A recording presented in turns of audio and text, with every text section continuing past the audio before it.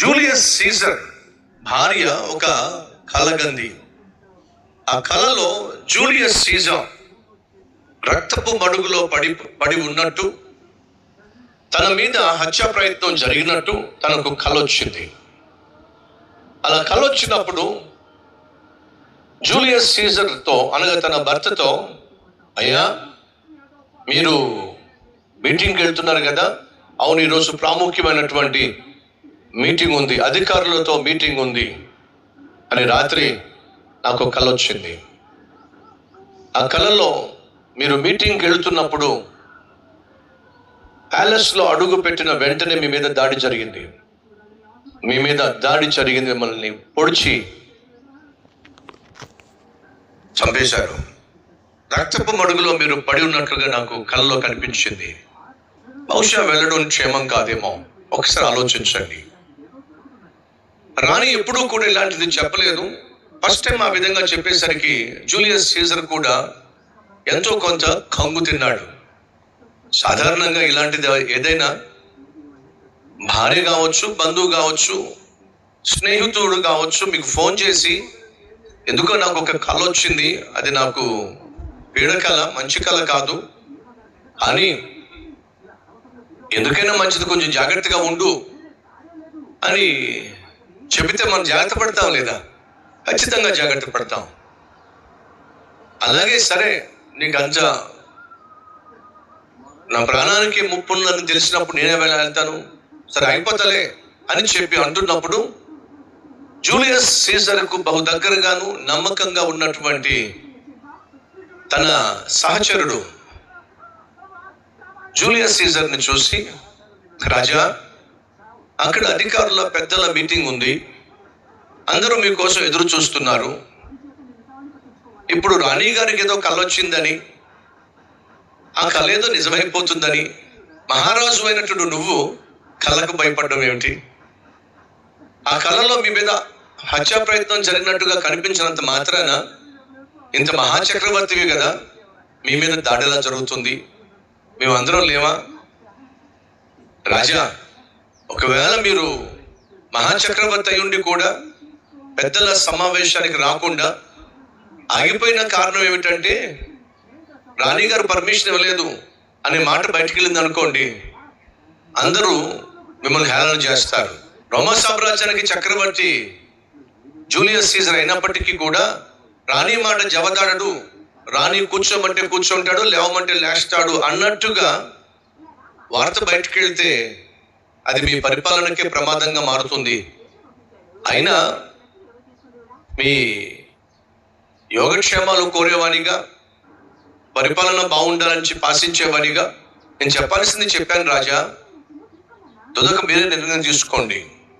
సందిగ్ధ స్థితిలో పడినటువంటి Julius Caesar ఒకవేళ భార్య మాట విని నేను ఆగిపోయినట్లయితే ఈ విషయం కాస్త బయటకు వెళ్తే నన్ను ఖచ్చితంగా తక్కువ చేసే మాట్లాడతారు, సరే అలా పదా అని చెప్పి భార్య మాటను పట్టించుకోకుండా ఆ రోజు జూలియస్ సీజర్ ఆ పెద్దల సభలోనికి వెళ్ళే ప్రయత్నం చేశాడు.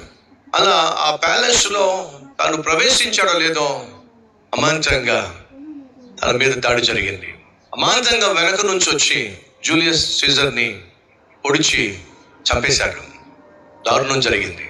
ఇలా ప్రపంచంలోనే బహు బలమైనటువంటి సైన్యము కలిగిన, ప్రపంచాన్ని గెలిచినటువంటి సామ్రాజ్యముగా పిలువబడిన రోమా సామ్రాజ్యానికి చక్రవర్తిగా ఉన్నటువంటి మహాసైన్యము కలిగి ఉన్నటువంటి ఈ మహారాజుగా పిలువబడినటువంటి జూలియస్ సీజర్ అమాంతంగా చంపివేయబడడానికి కారణం తెలుసా?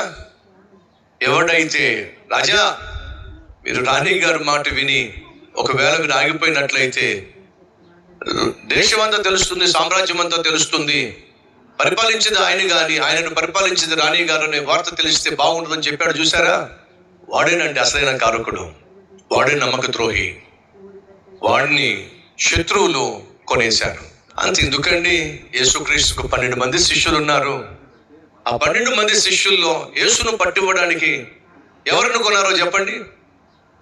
యేసు ప్రేమించిన, యేసు పిలుచుకున్న, యేసు పరిచర్య ఇచ్చిన, యేసుకు బహు దగ్గరగా ఉన్న, అంతేకాదండి ఎవరికి మీరు డబ్బు సంచిస్తారు? మీ ఇంట్లో మీరు ఎవరినైతే బాగా నమ్ముతారో వాళ్ళకి డబ్బు సంచిస్తారు. ఇంట్లో ముగ్గురు కొడుకులు ఉన్నారనుకోండి, ఆ ముగ్గురు కొడుకుల్లో ఎవరికి మీరు ఒకవేళ డబ్బు సంచి ఇవ్వాల్సి వస్తే ఎవరికి ఇస్తారు? ముగ్గురులో ఎవరినైతే మీరు బాగా నమ్ముతారో వాడికే కదండి. 12 మంది శిష్యుల్లో మీకు తెలుసా ఎవరు యేసుక్రీస్తు యొక్క ఖజానాను ఆపరేట్ చేసేవాళ్ళు తెలుసా అండి?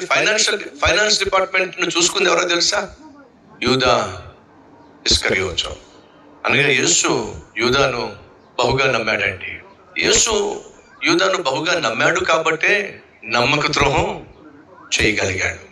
మరలా చెప్తున్నా, మన జీవితాల్లో దూరం నుంచి వేసే బాణాల కంటే అక్కడనే ఉండి పొడిచే బాణాలు బహుసూటిగా దిగుతాయి, లోతుగా దిగుతాయి. కాబట్టి సహోదరులు, దూరం నుంచి వచ్చేటటువంటి విమర్శల కంటే, దూరం నుంచి వచ్చేటటువంటి నిందల కంటే, మళ్ళా జ్ఞాపకం చేస్తున్నా, నువ్వు బహుగా ప్రేమించే వాళ్ళ ద్వారా వచ్చే గాయాలు, నిన్ను బహుగా ప్రేమిస్తున్నాను అని చెప్పేటటువంటి వాళ్ళు చేసేటటువంటి గాయాలు బహు లోతుగా దిగుతాయి.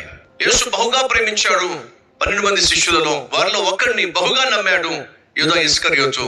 మామూలు గాయం చేయలేదండి, చరిత్రలో మాసిపోని గాయాన్ని చేశాడు.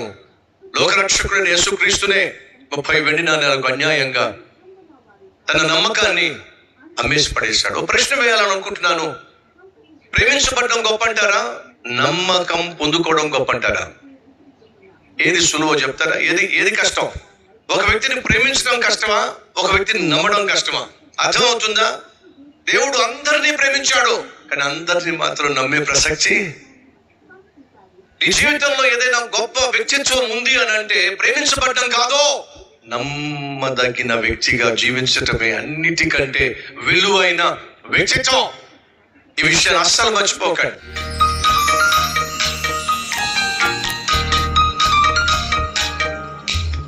నీ మనస్సు దయచేయండి ఆయన, జాలిపడే గుణము దయచేయండి అయ్యా, ఆదరించే మనస్సు దయచేయండి అయ్యా, ఆదుకునే శక్తిని దయచేయండి అయ్యా, అర్థం చేసుకునే అవగాహన దయచేయండి అయ్యా.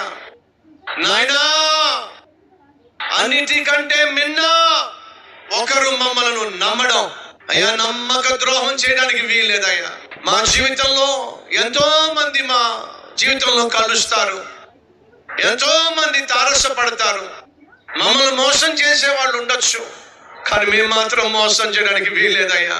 మమ్మను నమ్మించి వంచే వాళ్ళు ఉండొచ్చు, కానీ మేము మాత్రం నమ్మించి వంచడానికి వీల్లేదయ్యా. అయ్యా, మా జీవిత కాలంలో మాకు తారసపడే వారిలో, మేము ప్రేమించిన వారిలో, మమ్మను ప్రేమించిన వారిలో, నా అనుకున్న వారిలో నాయన ఏ ఒక్కరికి మేము అన్యాయం చేయడానికి వీల్లేదయ్యా, ద్రోహం చేయడానికి వీల్లేదయ్యా, నమ్మించి వంచడానికి వీల్లేదయ్యా. నానే కాదు, ఎవరిని మేము ద్రోహం చేయడానికి వీల్లేదు నాయన. అయ్యా, నీ మనస్సు ఏ ఒక్కరికి అన్యాయం చేసేది కాదు. ఆ మనస్సు మాకు దయచేయండి అయ్యా. ఆ మెత్తని మనస్సు మాకు దయచేయండి అయ్యా. ఎదుటి వారి కష్టాన్ని చూసినప్పుడు కరిగిపోయే మనస్సు దయచేయండి అయ్యా. జాలి పడే మనస్సు మాకు దయచేయండి అయ్యా. యేసు నామం పేరట వేడుకుంటున్నాం తండ్రి, ఆమేన్.